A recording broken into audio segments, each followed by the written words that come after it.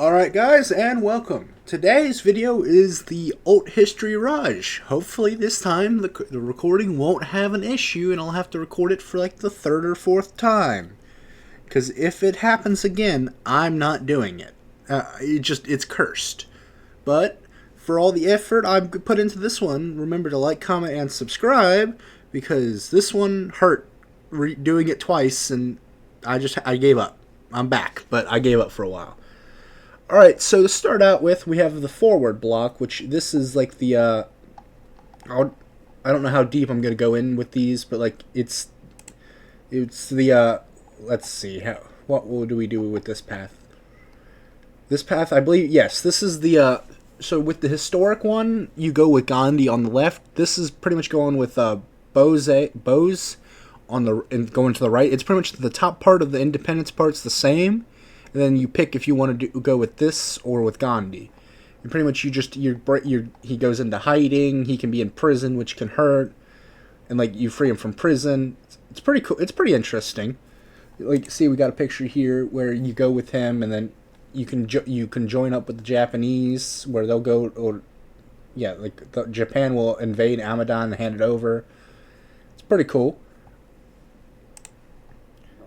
You start a civil war, which like makes sense. You also can rise up in all the ports, so then like the UK has a way hard time of getting to you. Like, and take pot shots at their what's it called? Their convoys.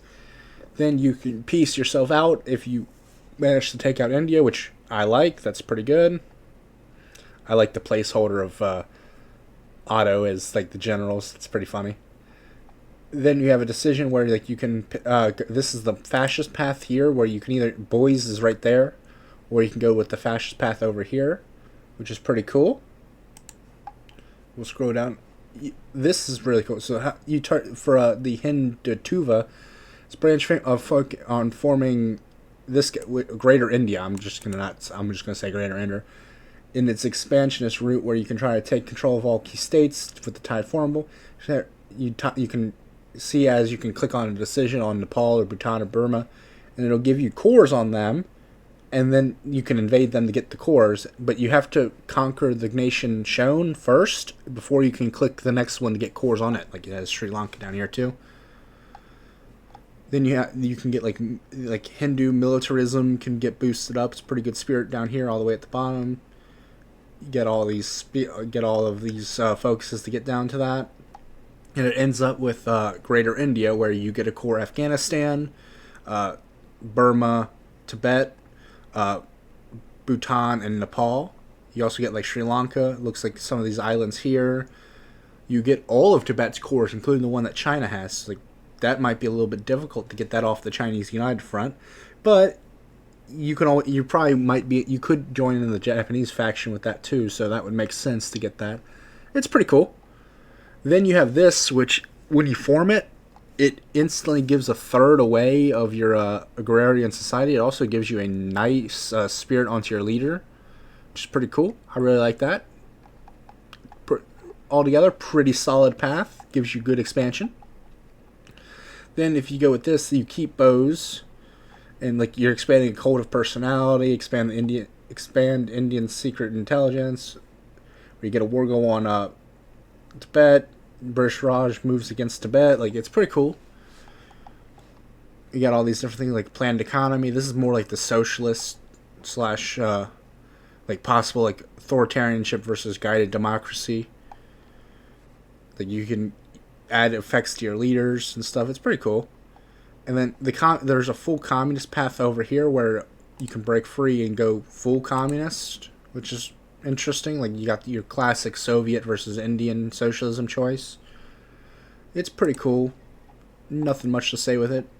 Like, you do get, actually there is something cool with this one where you do get to core all of Pakistan. Like, when you do the socialist one, you do like Pakistan does break free, and they get this pretty good spirit with army experience, recruitable pop, max factors, and state construction speed. So if you're going to play as Pakistan, I would advise going to here, then doing it, just because you will get this really nice spirit. The United Kingdom will not like you, and they can potentially and also look at all the extra states you get. And eventually India might go to war with you, but you're probably, if you're playing well, can beat them. And this doesn't result in a direct confrontation with the UK, but it does lead to a religious leading India and creating a more powerful Pakistan as they consider it a more stable state. Britain will also start funneling economic aid to Pakistan, trying to increase communism, counter communist influence there. Pakistan in this past serves as a tertiary antagonist. And then you enter a truce, but can eventually annex it and core it, which is pretty cool. If successful, Pakistan might have acquired more industry from the British, indirectly strengthening you. You can also mold your 5-year plan. Yep, makes sense. And this is really cool because you can this actually makes Pakistan way better. I don't know how many of these are actually going to be extra cores compared to what Pakistan would usually have, but that national spirit's pretty nice, and I think that's probably going to be the best way to play Pakistan in this DLC, but we'll have to see. Moving down, we have the East India Company going down this path, which we were looking at. So this one's very crazy, actually. You pretty much break free as the East India Company, and there's a whole tax system where, depending on the number of taxes you have, is how much factories you owe, and you can do dividends, which remove civilian factories, but give you a big bonus construction and efficiency growth, so you can potentially build more than you lost to get the bonus. And then there's a whole things where you can do you can take over states, buy states to get even bigger, and you can actually, I think you can do this with other states, not just the Indian states. You can theoretically do it to any state. Problem is you have to get enough compliance to court. It's kind of like the Global Defense Council, but more limited, where you can take some states and eventually core them, but you can only do so many in an actual playthrough, but you can do quite a few. When you gain control of focuses, meaning you can give puppets. There's also you can give puppets. So you make puppets, and they can get this really good princely autonomy, which gives you half their industry, and makes them pretty integrated to you. And then you can move your factories into them to avoid taxes. You're committing tax evasion, which is hilarious. And then you don't have to pay out as much on your own stuff. And then eventually you can just core them and stuff. It's just a crazy little system, which I just thought you can do tax loopholes. It's crazy. I was skimming through this, private army, phantom armies.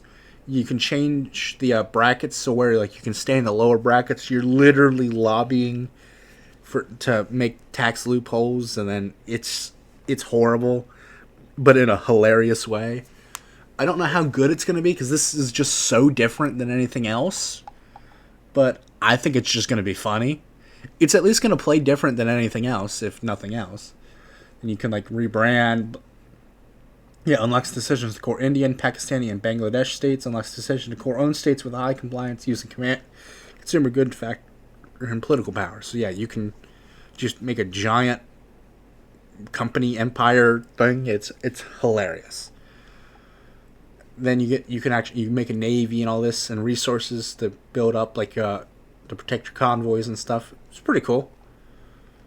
They don't go into it you can get some heavy ship hulls and some decent boosts. Now we get to the Mughal Empire, which this has changed a bit. It looks for what it used to be, so we'll show that. But this is basically where you break away in Pakistan. You can pick a prince. There's a lot of them you can pick from, and then we got elephant brigades, which is kind of cool.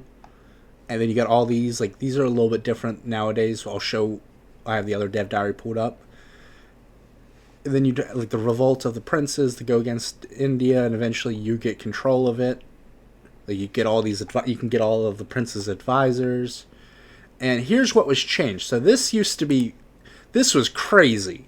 So this was the old Silk Road Empire kind of thing. Instead of the Mughals, you could go and do this. And so they've scrapped this because there was a lot of feedback that did not like this. which I can understand why because like this is all core states, by the way. Like you have you have the tendrils of cores just going out. It's weird. So what really happened? Like that's the end of this dev diary. So we can pop over to here. So this is it being reworked. They reworked it to where it looks like this now. So you see, like the Silk Road, it's a decision to they expand stuff. So like you got the Peacock Princes. You can eventually just form the Timurid Empire, which, yeah, like here, expand the Silk Road. It gives some investments and stuff like that. It's a lot better than and like it makes more sense than it did. So I like that, but that'll wrap that up. So for anyone who wanted this, I knocked it out. Hope you guys like this one, and I'll see you in the next one.